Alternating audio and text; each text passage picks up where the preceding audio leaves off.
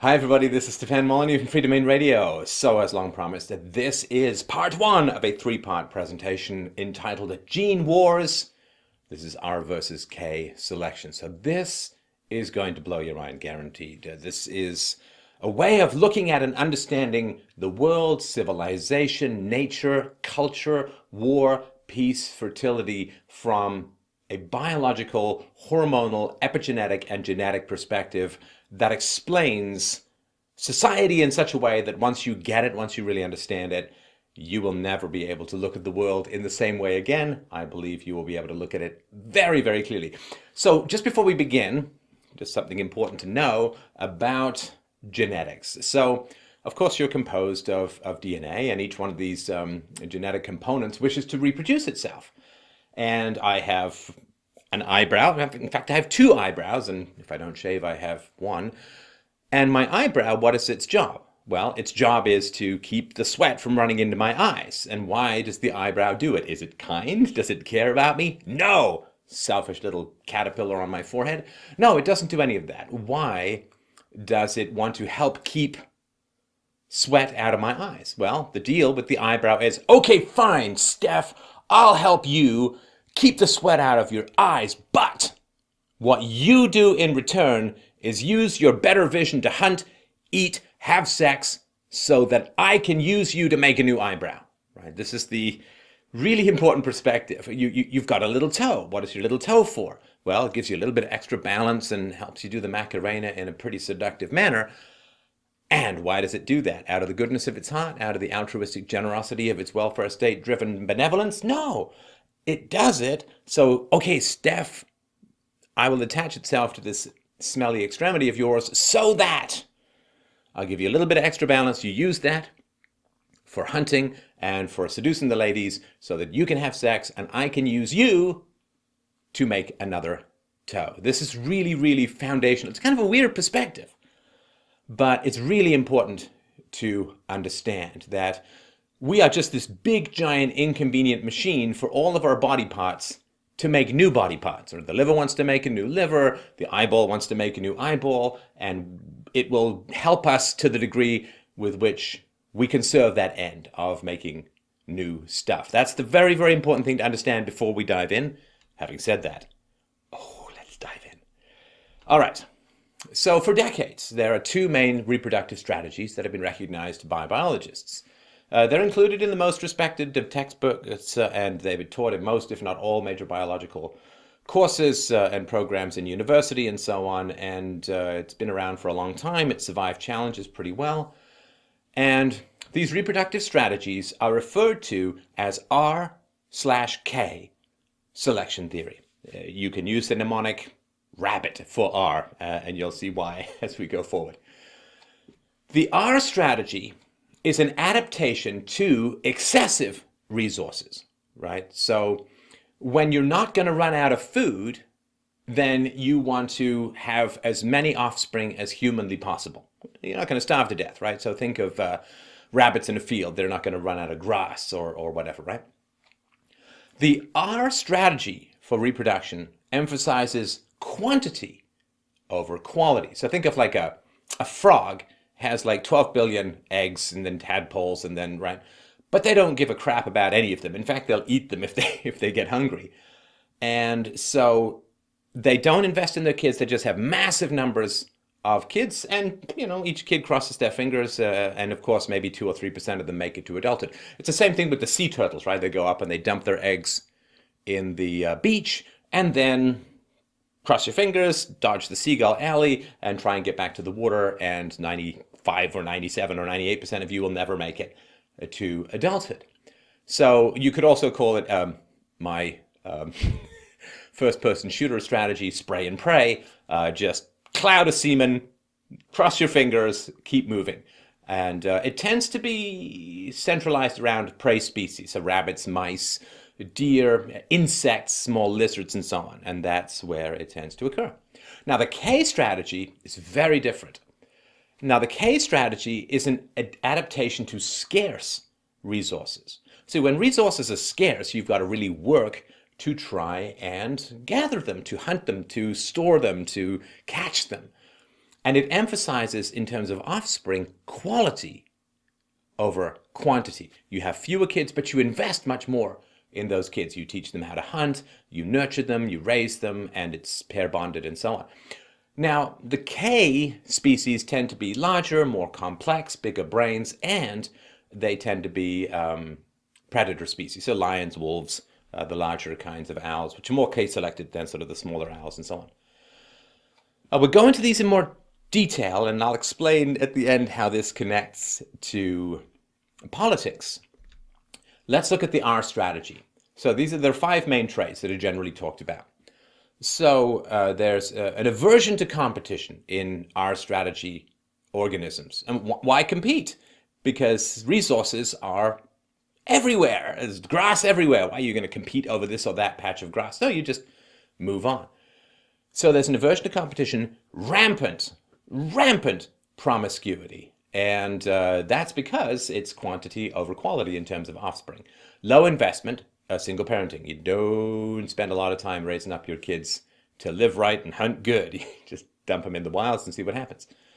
Early sexual maturity and activity. And one of the things that's very true in biology as a whole is that the earlier an organism matures, the quicker it matures, the less complex it ends up being. So, think of like a horse can walk within a day or two of being born. Kids take like 10, 11, 12 months.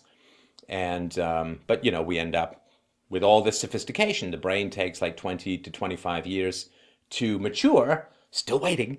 But other brains, a brain of a millipede is like born good to go. So the longer things take to develop, the higher quality, complexity, and sophistication there tends to be. So among the R strategy, like think of insects and so on, right? Early sexual maturity and activity, low loyalty to the in group among R strategies.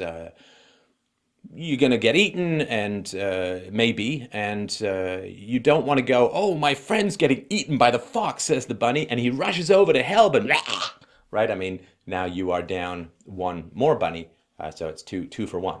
So you don't want a lot of loyalty to your in-group because you're not in competition, you're not going teaming up to hunt stuff, and if your friend or your brother, your sister, or whatever, your father, your mother are being hunted by a fox or whatever, then you just try and get away. That makes sense, right? Now, the K strategy, there's an embrace of competition. There is win-lose. There is a real desire to show yourself as better. There is delayed and monogamous sexuality. You want to monopolize the high-quality mates for yourself. Because you invest so much in parenting, you really care whether the kids you're parenting are yours or not. So you want to try and hold on to your pair-bonded partner so that she's not having sex with someone else, or he's not having sex. Well, I guess the woman always knows the kids are hers. But so delayed and monogamous sexuality is key. High investment dual parenting, right? These are the animals that stay together and invest a lot into their kids. Late sexual maturity and activity. That is, of course, to give the chance to display reproductive fitness before having your kids. And high in-group loyalty. These are the pack animals, either the wolves. They care about each other. They will work to defend each other. They compete with each other sometimes. But high in-group loyalty. These are the pack animals who work together, who team together in order to hunt their prey. Now, here's some quotes about this. So, if an animal species lives under conditions where resources are ample, so that there are good opportunities for expansion, but where there are also considerable dangers, such as predators, then it will be advantageous for this species to use most of its resources on breeding as fast as possible and spending few resources on each offspring. This is called R selection. The R is the mathematical symbol for the rate of reproduction. R selection causes the evolution of small animals growing fast and breeding fast. Examples are mice and insects. The opposite of R selection is K selection. Strange things are afoot at the Circle K. This is what happens when a species lives under conditions where the population is limited by scarce resources rather than by predators. The capital K is a mathematical symbol for carrying capacity, i.e. the maximum number of individuals that the resources in a given habitat can continually sustain. K-selection leads to the evolution of big animals, which breed slowly and utilize the given resources optimally, and which invest a considerable proportion of their resources in the care of their sparse offspring. If the animals under these conditions bred excessively, then they would have insufficient resources for nurturing each young, and they might overexploit their habitat to the point where the resources were exhausted. K-selection is found in those animals that come last in a food chain, such as whales, elephants, and humans, right? So if a lion breeds too much, a pack of lions or a pride of lions, sorry, if they breed too much, then they eat all of the food in the vicinity and they all starve to death, right? And this balance is really, really important to understand. Right? You watch those nature documentaries where, you know, the wolf is in hot pursuit of the baby deer and everyone's like, run, deer, run. But of course, if all of the prey get away, if all the deer can outrun the wolves, then the wolves all die of starvation and then the deer breed without opposition until they strip all of the resources from the environment and then the deer all starve to death. And so the fact that some deer get caught is essential for the long-term sustainability of the deer population. So let's look at these, the rabbits, right? Breed like rabbits is the old thing, right? So, you know, you've got rabbits. They're never going to run out of grass, pretty much. And so you get all these rabbits, breed. And that's what they're up to. And they're basically just incredibly rapid photocopy machines designed to turn grass into rabbits as quickly as humanly possible. Because, you know, grass is easy to obtain, according to some of my listeners. And so you don't have to chase it, you don't have to hunt it, you just go and eat it. Now, wolves, on the other hand, right? There's a bunny. And so the wolf is going to have like 2 kids and is going to teach them how to hunt rabbits. And because the rabbit is going to be vamoosing on a regular basis, according to Looney Tunes. And so you really have to have a lot of skill and cooperation and so on. Like you can see how jackals hunt gazelle, right? Like some of them wait, the others herd the gazelle towards the ones who wait, they jump out. This requires a degree of teamwork, cooperation, pack mentality, intellectual sophistication, or at least intelligent sophistication in order to achieve it, whereas the gazelle just chewing away on the leaves and so on, not that complicated a situation. All right, so looking at this in a tiny bit of detail. So a meadow has enough food for 100 rabbits. Now, wolves keep the rabbit population at, let's say, around 30. Now, the rabbits are regularly killed by the wolves, and they can't do anything to protect themselves against a wolf attack. There's no, like, Monty Python Vorpal Bunny, straight for the throat, Brer Rabbit, and none of that, right? So any rabbit who waits to breed risks being eaten, and therefore it's the end of that particular genetic pattern. So natural selection favors breeding early and often. Competition between the rabbits serves no purpose. The limiting factor for the rabbits are the wolves. There's not any lack of food, right? I mean, they're never going to end up running out of grass because they're going to be eaten by wolves before that. And the rabbits don't compete with the wolves, so they're not going to attack each other or any of that. So there's no competition purpose or value for them. If the rabbit is eating food you want, just, you know, step over here, right? Like that Seinfeld joke about guys in weddings, they all look the same, you know, in case the groom doesn't show up, you can say, do you take this guy? Everyone just takes a step over, right? So since competition and defense are useless, low investment parenting is optimal. I mean, basically, the commandments here are the 2 commandments of rabbit parents. Number 1, if it is green, eat it. Number 2, if it's big and moving, run! That's really all they are down for. So low investment parenting is optimal. Rabbits or our selected species are designed to convert resources into babies as quickly and as often as possible. So the males abandon the females in favor of promiscuity. I mean, there's no point sitting around and trying to train your kids to do what? Run from wolves and eat grass? It's not that complicated. and so they abandon females in favor of promiscuity, and there's no value to a pack mentality. In fact, there's a genetic disincentive for a pack mentality because you can't fight a wolf, so if a friend of yours gets eaten, you just keep running. There's no in-group loyalty, and there's no pack mentality. And not only is there a negative, but you don't need to get together to hunt your leaves or grass or whatever, so it doesn't really matter. So, what are the pressures that produce our selection? Well, an early death, right? The earlier the death, the more you want to hyper-accelerate your development, have sex early, quickly, often, all that kind of stuff.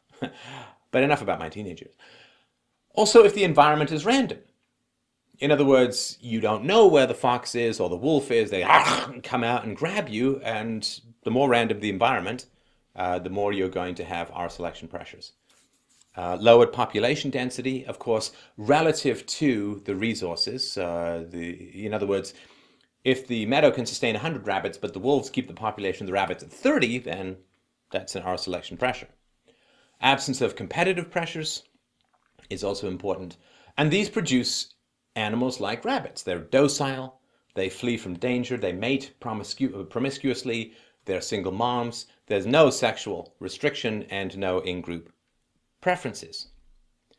Compare this to wolves. We'll get to K in a sec, but compare this to wolves. Wolves are highly sexually selective. They only want the best. They're monogamous. They invest heavily in their cubs. They oppose early mating and compete in packs, and of course invest heavily in their offspring. So the K selection pressures are basically this. Prey is far more rare than plants, right? Easy for rabbits to find food, hard for foxes and wolves to find food. It's on the move, it runs, it burrows, and so on. So as we mentioned, excessive breeding in lions brings starvation. So competition selection defines reproduction capacity. It's quality over quantity. So because hunting is vastly more complex than grazing, skills are of little benefit to prey, but they do serve predators.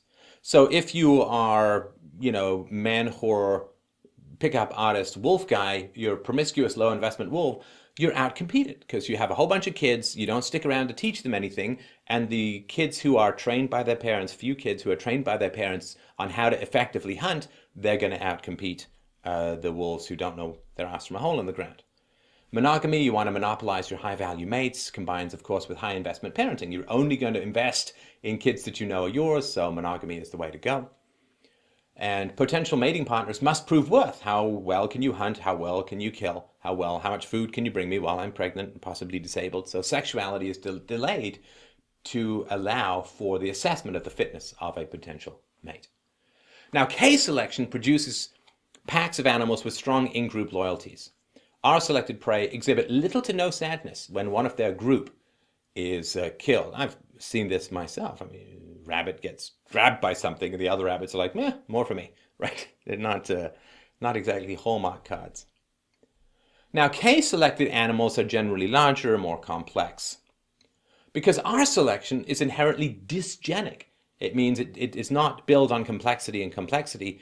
Because it's quantity over quality, well, just think of, mass-produced Ladas, versus, handcrafted Ferraris or whatever. It is inherently dysgenic. It resists progress, which is why a lot of the real R-selected stuff, like down at the bottom of the food chain, like the phytoplankton and the insects and so on, not a lot of evolution going on there. Now, this is getting to the real meat of the matter, which is us, you, me, and K. This is special K. So strategies can change in terms of evolution and choices that can be made by a species. So one of the big things that happened to us was we lost our fur. Some, could be argued more than others. But we lost our fur, and this allowed us in the hot parts of the world to hunt animals, and basically human beings are like running machines, right? You just run and run and run, can outlast a good number of the animals. And that's partly because we have no fur, and so when we run, the breeze cools us down, right? And so we can just basically run after an antelope until it collapses from heat exhaustion in 10 or 15 minutes. And so losing the fur gave us a huge advantage when it came to hunting. Also, when we went from sort of all fours to upright, it allowed for considerable brain growth, because when you're on all fours, your whole back and your ass is exposed to the sun. But when you walk upright, you present a narrower window for the sun to land on. And so you don't need to use as much of your body's water and energy for cooling, right? Because you just don't get as hot. So more water and energy is available for the brain. And the brain is our most expensive organ by far.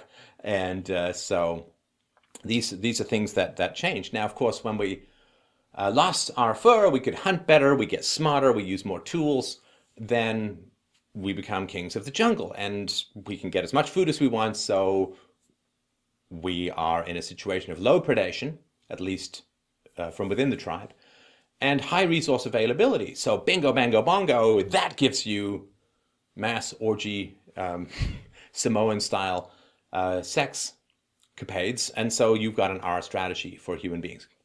Babies, babies, babies, babies, babies, and then you start running out of resources, right? Because you hit up at the top of the carrying capacity of the environment. You run out of antelopes, you run out of stuff to hunt.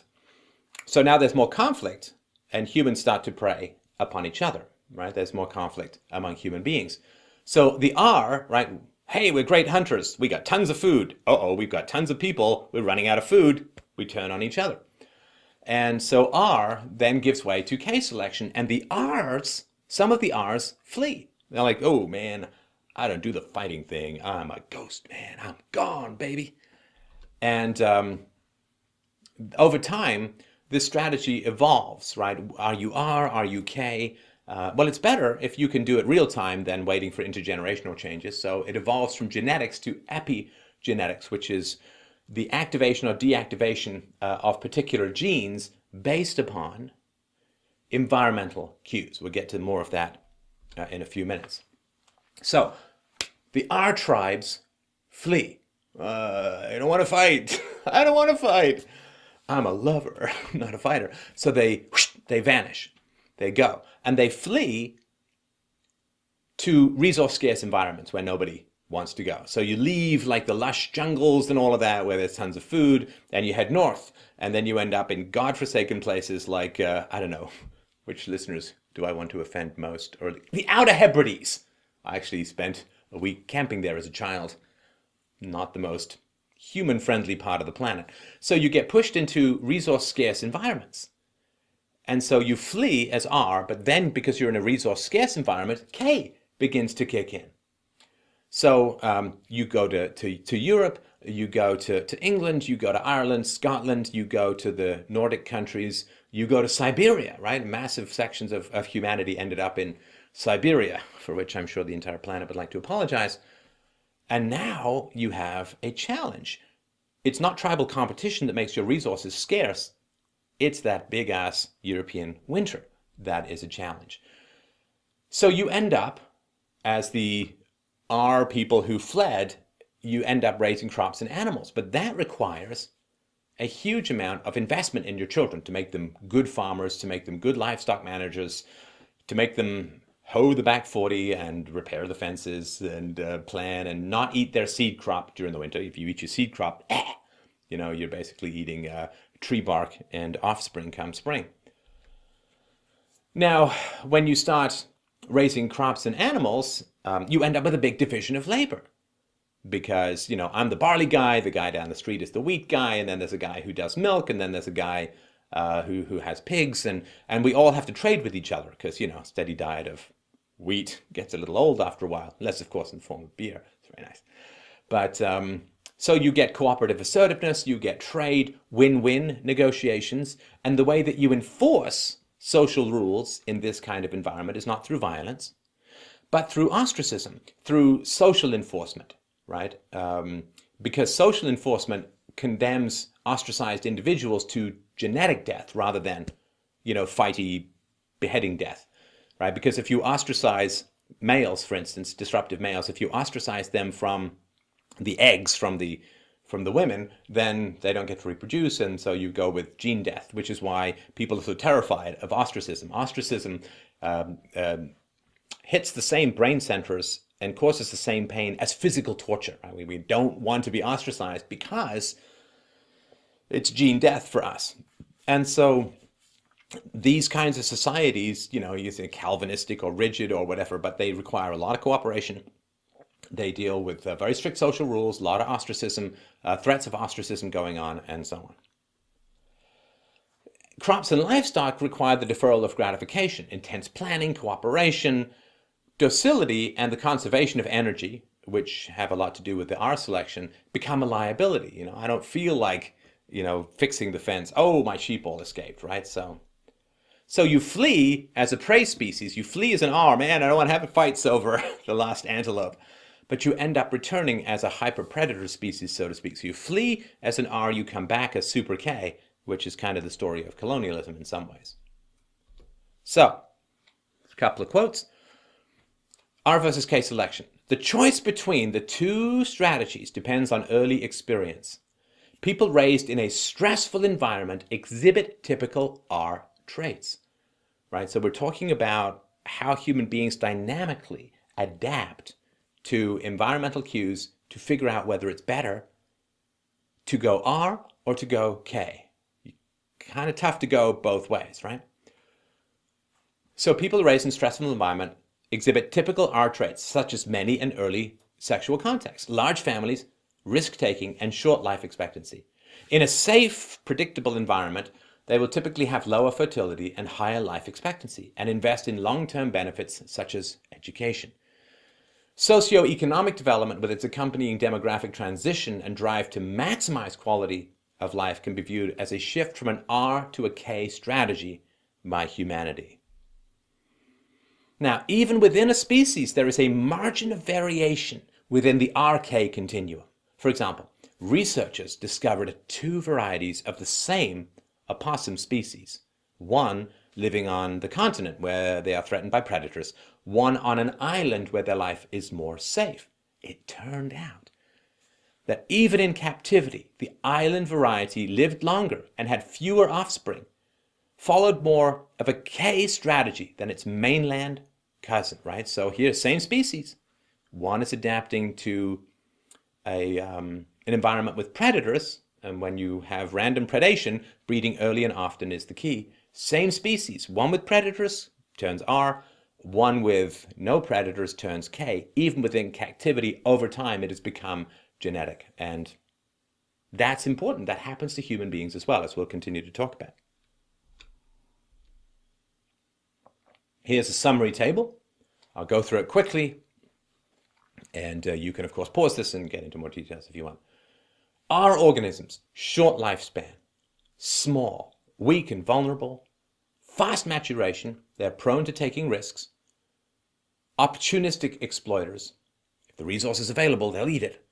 Less intelligent and experienced, they have a very strong sex drive, reproduce at an early age, large number of offspring, small relative size at birth, little care for offspring, variable population size, right? Depending on the resources, the population grows and shrinks.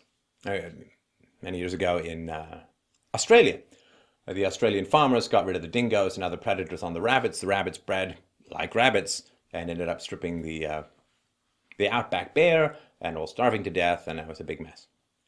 K organisms, they have a long lifespan. They tend to be large organisms. They're robust and well protected. They're slow to mature. They are risk adverse. Risk adverse. They are consistent exploiters. They are more intelligent and experienced. They have a relatively weak sex drive. They reproduce at a later age. They have a small number of offspring who have a large relative size at birth. They put a lot of care into their offspring, and they generally have a stable population size. So, like human beings, I mean, it's a gruesome fact that, our brains are so huge. And if you look at babies, they have these like weird Ally McBeal style dancing baby giant heads. And basically, human beings exit the mother's womb about 12 minutes before their heads get too big, and they would just split their moms in two like wishbones at a Thanksgiving turkey dinner. And that's why babies are born so helpless. Like, you got to get out, because any bigger, the hips won't take it. And that's why babies are so helpless, and it's why the first year of life, sometimes called the fourth trimester or the first couple of months, because they really should still be in the womb. They're so helpless, but they can't stay in there any longer. So epigenetics is really, really important here. RNK strategies do not need to be fixed in the genes. They don't have to be pure nature. They can be epigenetically shaped by early experience. We're going to talk in part 2 of this series about the genetic roots and genetic manifestations of R versus K strategies, which is hugely important to understand. The third part, which is the gene wars called ideology, which is R versus K strategies attempting to create societies in which they dominate. Anyway, we'll get to that in a sec. Well, not in a sec, but in a bit. Environments can change in carrying capacity and risk / unpredictability over the generations. So organisms can adapt strategies to the current situation, especially humans. We're incredibly adaptive. We have genetics, we have epigenetics, we have neuroplasticity, which is the capacity of the brain to reprogram itself based on new information, which I'm trying to do to you. So epigenetic biological effects may be and seem to be mediated by hormones. Now, hormonal levels are dependent upon experience, upon the environment. So as we mentioned, our strategies for reproduction are the most appropriate in a dangerous, uncontrollable environment where there's little guarantee of surviving into adulthood. Such an environment is stressful. And when all the way from the mother's stress to the fetus in the womb, when the mothers are stressed, the fetus is stressed, when the babies are stressed, and so on, it leads to the release of glucocorticoid hormones such as cortisol.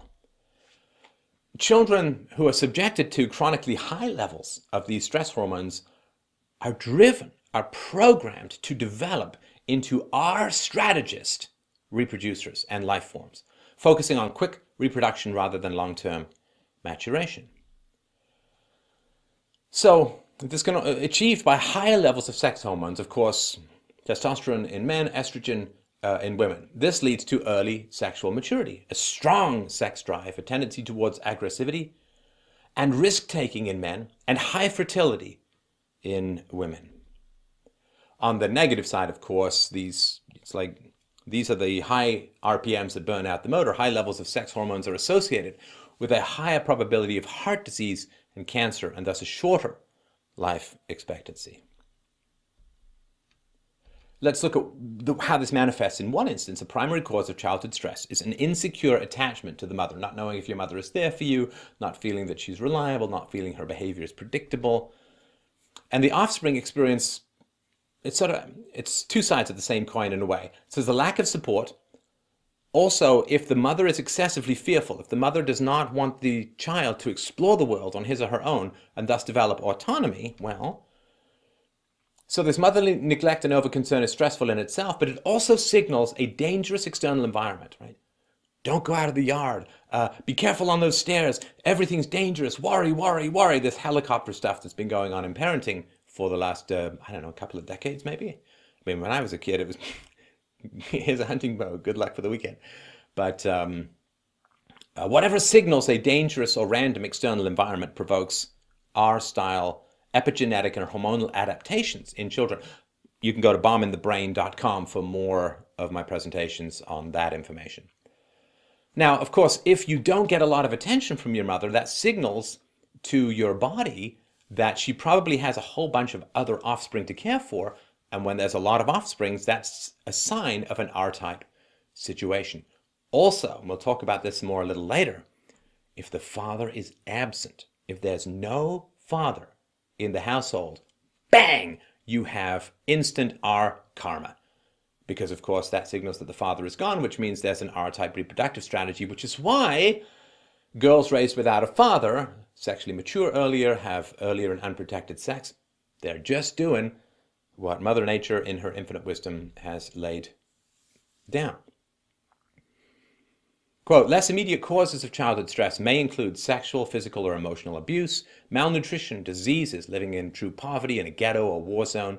All of these can be seen as signals for the hormonal system to prepare the body and brain to invest their energy in short-term reproduction, neglecting long-term goals. Let me say something a little radical here.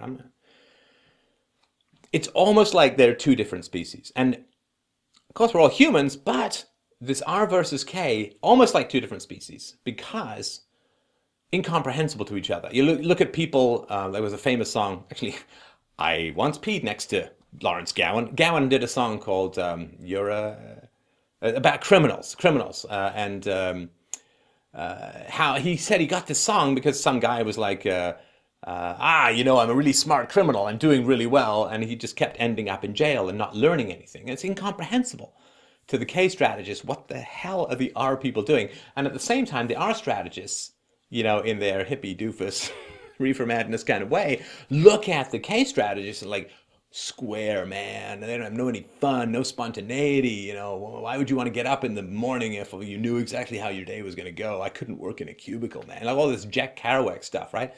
Incomprehensible. And we'll talk a little bit at the end, the degree of incompatibility between R and K selected people, not insignificant.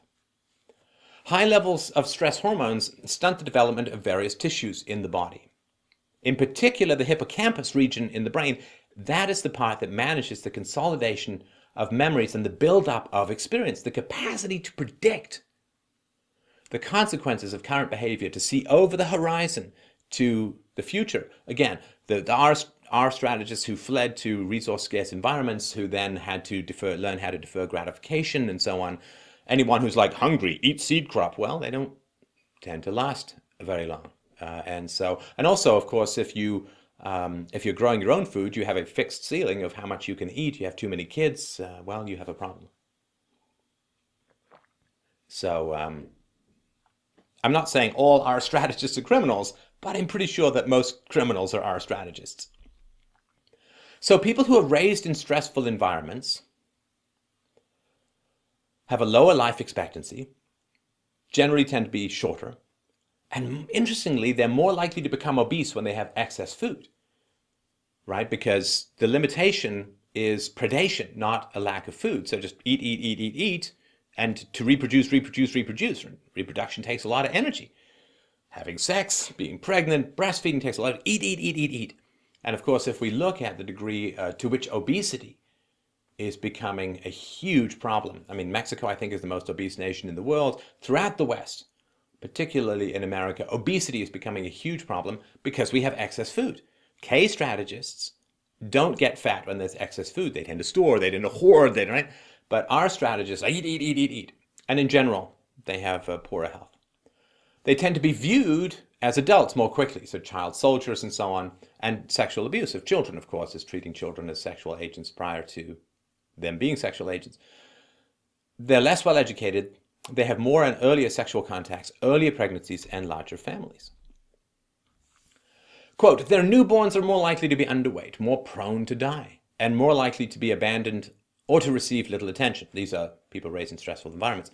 Moreover, adults are more likely to engage in risky, opportunistic activities that are attractive in the short term, but detrimental in the long term, resulting in higher levels of criminality, militarism, violence, gangs, drug abuse, gambling, smoking, drinking, risky sexual behavior, promiscuity without AIDS protection, for instance, dangerous driving, and accidents at work. Prey species have to go and eat, and they can't be freaking out the whole time about predation, about being preyed upon, so they're not very good at recognizing and responding to danger, which is why they tend to end up being a prey species, just being risky by being alive. And so this is a fairly well-known phenomenon that the R-selected are less capable of recognizing dangers. So here's an example of how this could play out as a way of understanding the baby boom. Quote, stress during childhood is expected to produce R-type reproductive behavior during adulthood. This may explain the post-war baby boom, which lasted from about 1950 to 1965, i.e., one generation after the economic depression of the 1930s and Second World War, of course, ending in 1945. If the increased birth rate was due merely to improved economic conditions, then it should have lasted at least into the 1970s. An alternative explanation is that the stress undergone by small children in the period 1930 to 1945 raised their fertility so as to prepare them to have large families by the time they became adult themselves. The next generation, raised in more comfortable K-like surroundings, was less fertile, and this effect became only more pronounced as economic and social development continued. I mean, lots of people in the post-war baby boom had like 6 kids per family.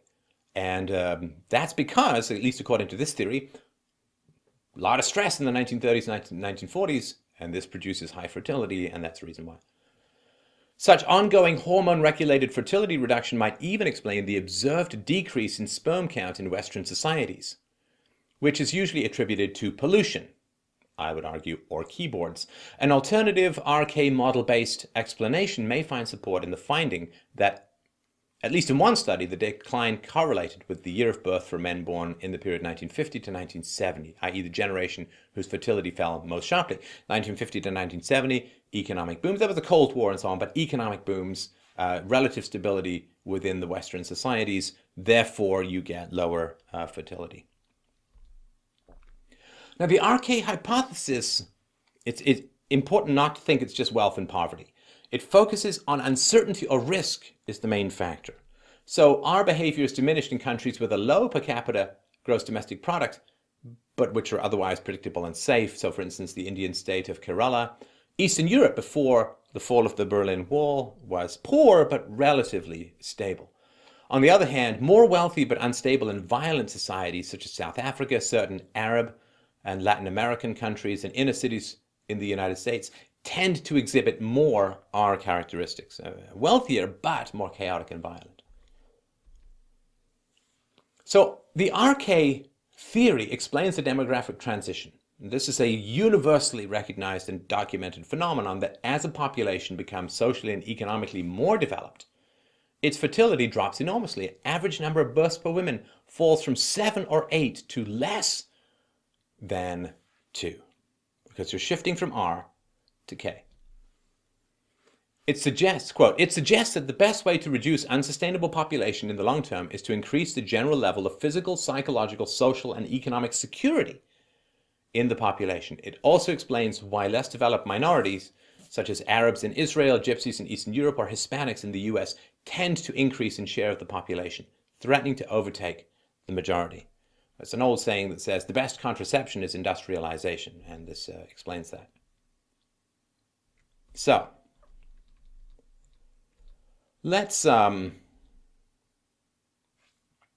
and encapsulate this into sort of one big picture. This is going to be a taste of part 3 in particular, but I want to give you the incentive to keep going with this, I think, very essential information. You really need to understand the world, the rise and fall of civilizations. You've got to understand R versus K. In general, you can say R is more on the left and K is more on the right. And we'll go more into the genetics, epigenetics, and biology of that in part 3 of this series. But what I want to get across just in this particular moment is that I want you to think of R and K as gene sets. And as all gene sets, they try to reproduce. They want to reproduce themselves, right? And they're in competition with each other, right? The more K a society is, the less R is supported in reproduction. The more R a society is, the more harried and threatened and overtaxed K becomes. So I want you to think of like, you know, like Alien, like the thing that pops out of John Hurt's, hope you get better, John Hurt's belly in Alien. I want you to think that we have these animals inside us, you know, bunnies and wolves inside us, right? Now, these animals, these genetic sets, want to create an environment where they can flourish. Right? Like beavers want to dam up and we want to build houses and all that. Now I want you to think of something like where there is an excess of resources, R flourishes. The R gene set flourishes. Now think of on the left. Do they like the welfare state? Do they like the money printing? Do they like the debt? Do they like the borrowing? In other words, do they have any fundamental problems with it? Generally, no. So I want you to think of this highly verbally adept, sophistic, dangerous bunny. Sounds crazy, but it's true. Welfare, the welfare state, not charity. Charity is limited. There's lots of charity in K societies, and people on the right are generally more generous when it comes to giving to charity than people on the left. So, but the welfare state showers and rains down resources on people. particularly on the poor. Trillions and trillions and trillions and trillions and trillions of dollars have been poured into poor communities. That creates a situation of very high abundance. I'm not saying it makes them all rich. I'm just saying it creates massive abundance relative to charity and so on, which is much more discriminating. So wherever there's massive abundance, our strategies flourish. And so the fact that people on the left who manifest the R strategy argue for more resources being poured at people is how the R reproduces itself. It creates the illusion of abundance by borrowing money, by printing money, by getting off the gold standard. That's a K limiting standard. Go pump money at the poor, go create, go borrow, go into debt, put out bonds, forget the future. Forget the future. Resources now. That is how the R philosophy, the R political philosophy creates a system, a situation, a world, a society, an economy which creates more R people, creates more R gene sets. It's the R bunny using our political ideology to create more R bunnies to breed with and more R bunnies in the long run. K's, on the other hand, are like, ooh, think of conservatives, ooh, national debt, ooh, that's bad. Because they're concerned about long-term consequences because that's the K strategy. Particularly the one that came out of agriculture and livestock farming and so on. Liberals don't care about the national debt. Conservatives are, national debt, that's our seed crop. We've got to think about the future. We can't just, and now. And our mindset is competition averse. They don't like the free market. They want everyone to get along. They want to resolve disputes with the government. They don't want people to duke it out themselves. Whereas conservatives are pro-free market. They're fine with competition. Yeah, let the best man win. Not everyone gets a medal, right? Not everyone gets a banner. So each gene set is striving to create a world that furthers its own reproduction. Because there is an incompatibility. These two gene sets are at war in human society. They're predator and prey with each other. So the R genetic mindset strives to create a world of instability, predation, danger combined with limitless resources. Now,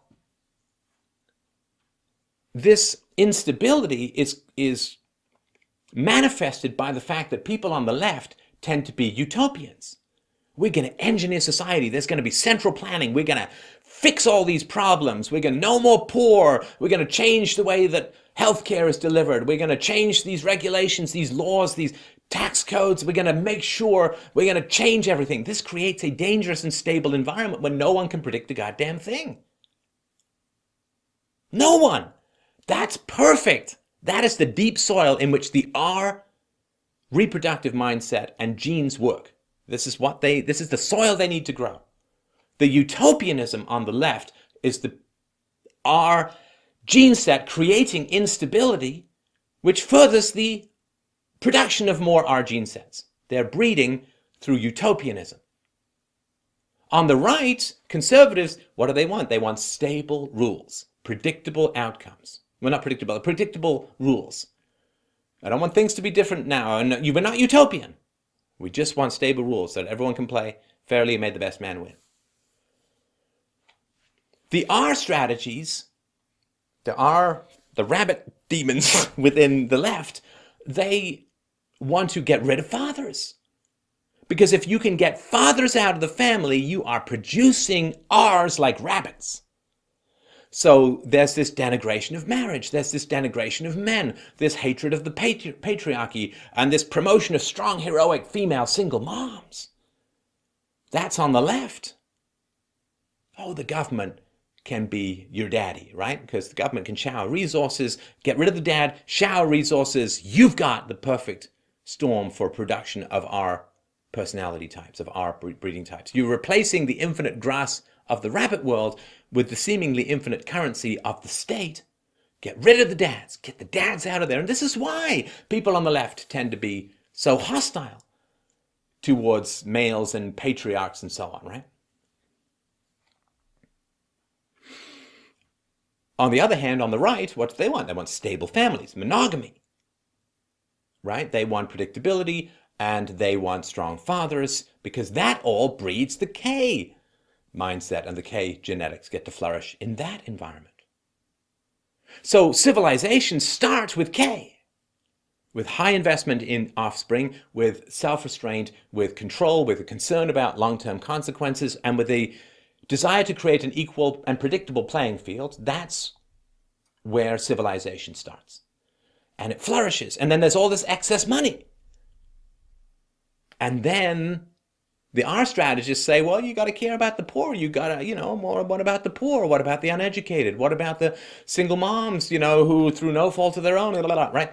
So then they start pulling resources and applying them to social problems and creating this random world bag kaleidoscopic mind hell of utopianism and constantly shifting sands of new rules all the time.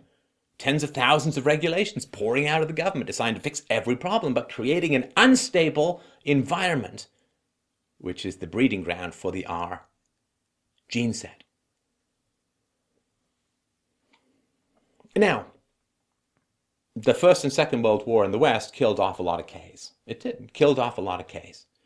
And as a result, the K in-group preference died with them. And so on the left, you get a real focus on a denigration of in-group preferences, right? I mean, for the dominants, right? For the white Western Europeans and so on, right? Multiculturalism, everyone's equal, blah-de-blah-de-blah, right? There's no in-group preference on the left because it's R, and R doesn't have an in-group preference. In fact, R's, in human terms, R's will often align with K's of another tribe in order to wipe out the K's in their own tribe to gain more power for the R's. Anyway, this is one of the Jane Fonda, Hannah. Anyway, so this division between humanity, between the R and the K genetics and mindsets, manifests itself in political philosophy. We're going to go much more detail with examples in part 3. Part 2, we've got to establish that there's biological basis and genetic basis, otherwise the whole gene wars theory doesn't work. But I'm going to submit to you and make the case, and it will blow your mind when you get it. It will blow your mind, and you will not be able to look at the news, at politics, at philosophy, at relations between the genders, at feminism. You won't be able to look at any of that the same way once you bring this into your mindset in a fixed way. But I want to make the case that what we call politics, what we call philosophy, is a wrestling between the R and the K mindsets to create conditions which allow each individual genetic structure to propagate, to breed, they're trying to create fertile soil for their own seeds. But what is fertile for the R kills the K. What is fertile for the K kills the R. This is why people get so hysterical. Because on the left, they're driven by R. And when people say, well, we should have private charity rather than public welfare, when people say we should have a balanced budget amendment, when people say we should respect the role of fathers within the family, that is death. Death itself to the R gene set. That will wipe the R gene set off the planet. Conversely, the Ks look at the Rs and say, well, if you win, there's no place for us. And this is why left and right is universal in almost all human societies that have ever been documented. Left and right is universal. Because R and K is universal. It's an adaptation strategy that's had billions of years to evolve and fine-tune itself and respond to local circumstances. So lizards want to make everything warm because that's how lizards flourish. Penguins want to make everything cold because that's how penguins flourish. And in the same way, the R gene set wants to make everything chaotic and random and have excess resources because that's the hothouse environment that allows them to flourish. On the other hand, the Ks, they want stability, predictability, a limit on resources. They want stable monogamous families and two-parent households and high investment in kids because that's what allows that gene set to flourish. And the reason things get so ferocious is that these two gene sets are fighting for survival in the political arena. It's gene death to the Ks if the R wins. And it's gene death for the Rs if the K wins. And that's why it's so hysterical. And that's why it's so aggressive. And that's why it's so crazy to get into political arguments. It's not abstract arguments. It's arguments for base biological configuration, survival, and flourishing. These are two species at war with each other and using us. Like giant remote control, flesh-based dreadnoughts, they are using us to fight their battles for them. Once we become aware of this, we can mediate that influence and actually begin to reason, rather than being on two different sides of a biological equation that can never, ever be win-win. I hope you'll join me for part 2 of Gene Wars. We'll go into the genetics and the biological evidence for what it is that I'm saying. Part 3 will go in more details into the politics. Please, I beg of you, if you find this work valuable, freedomainradio.com/donate. We really need your help to get this information together, to put it out to people, to begin to heal the chaos and confusion in the world. So I hope that you will go and donate to this conversation. I believe it is absolutely essential for the future of freedom, peace, and reason. We need philosophy, we need knowledge, and you can help us spread it at freedomainradio.com/donate. If you got no money, no problem. Just share like crazy. I'll be happy to. Thank you so much for watching. We'll talk to you soon.